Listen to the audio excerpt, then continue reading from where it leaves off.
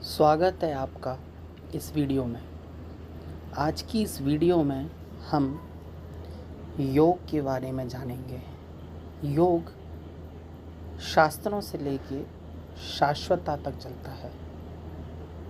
योग अभी कुछ वर्षों से नहीं आया। दरअसल सच कहा जाए तो योग संपूर्ण ब्रह्मांड तक की यात्रा है। योग की जो गति है वह चिर अनंत से शुरू हुई है और अनंत में ही चलेगी। अगर हम योग के इतिहास के बारे में समझने का प्रयास करें तो हम देखेंगे कि विश्व की सबसे प्राचीन पुस्तक ऋग्वेद में योग का वर्णन देखने को मिलेगा।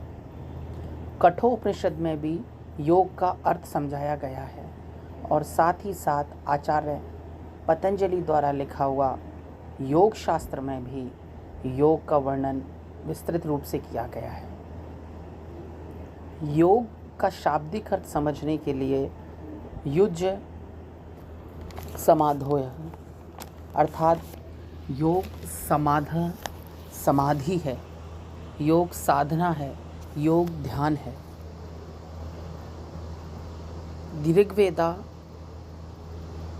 कठोपनिषद और योग शास्त्र और अनेक धार्मिक पुस्तकों में योग का अर्थ ध्यान से, साधना से, समाधि से लगाया है। और युज्य संयमने अर्थात योग का अर्थ जोड़ने से भी लिया जाता है। अगर हम योग को समझने की कोशिश करें तो हम देखेंगे कि इन वैदिक पुस्तकों के साथ साथ योग का अर्थ अन्य कई पुस्तकों में भी देखने को मिलता है।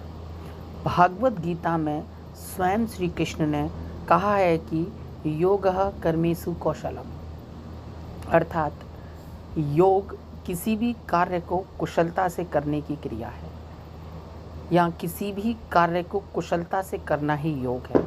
वहीं आचार्य पतंजलि की पुस्तक योग सूत्र में कहा गया है योगिश्चित्तः वित्तः निरोधः, योग चित्त और वित्त का निरोध करता है।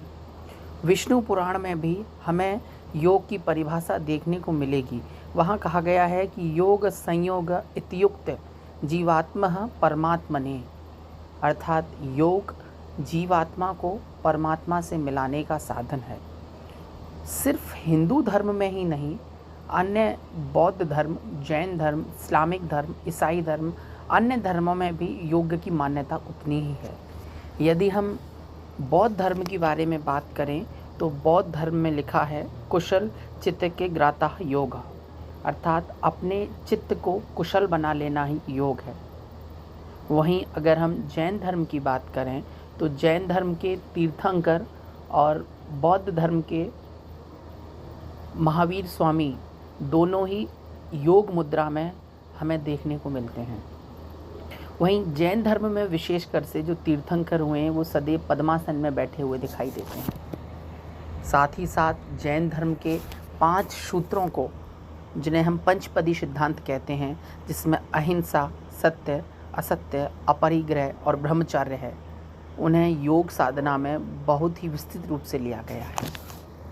योग की परिभाषा समझने के बाद अब हम योग के प्रकारों पर थोड़ा सा प्रकाश डाल लेते हैं।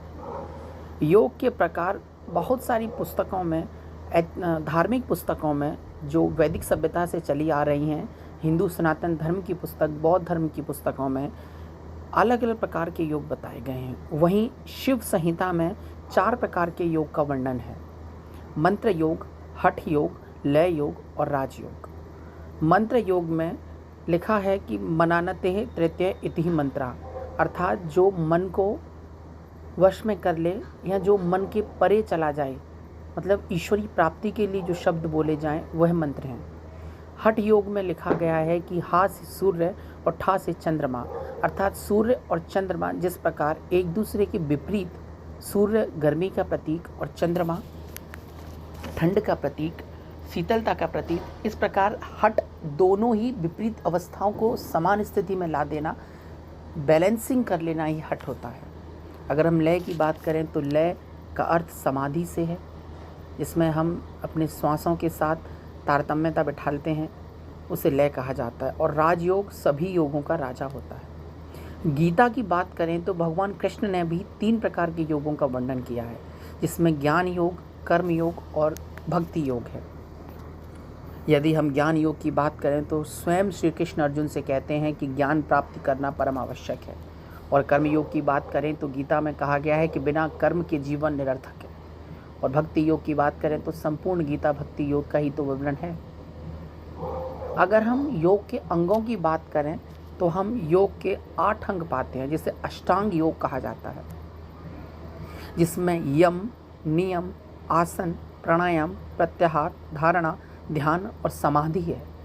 यह इसी क्रम में सारे अंग प्रभावित होते हैं।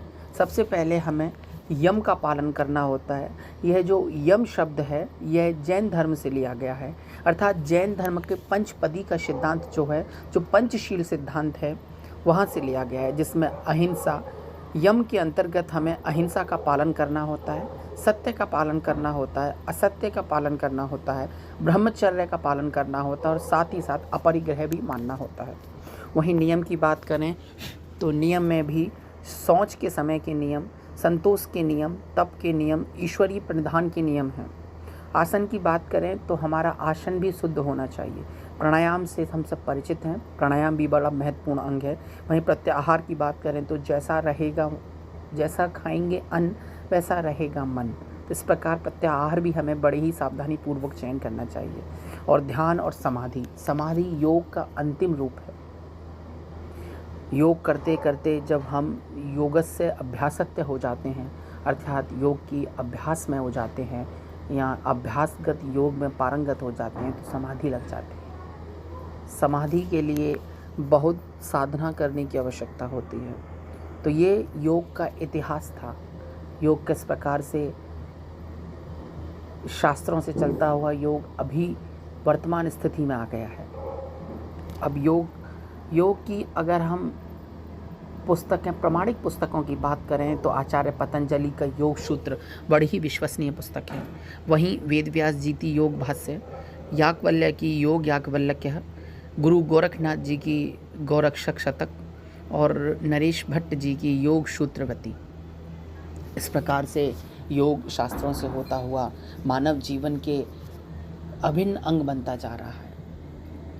यदि हम कहें कि अभी वर्तमान स्थिति में योग के लिए सर्वाधिक कार्य कर रहे हैं, वह परम पूजनीय प्रातः स्मरणीय बाबा रामदेव जी हैं।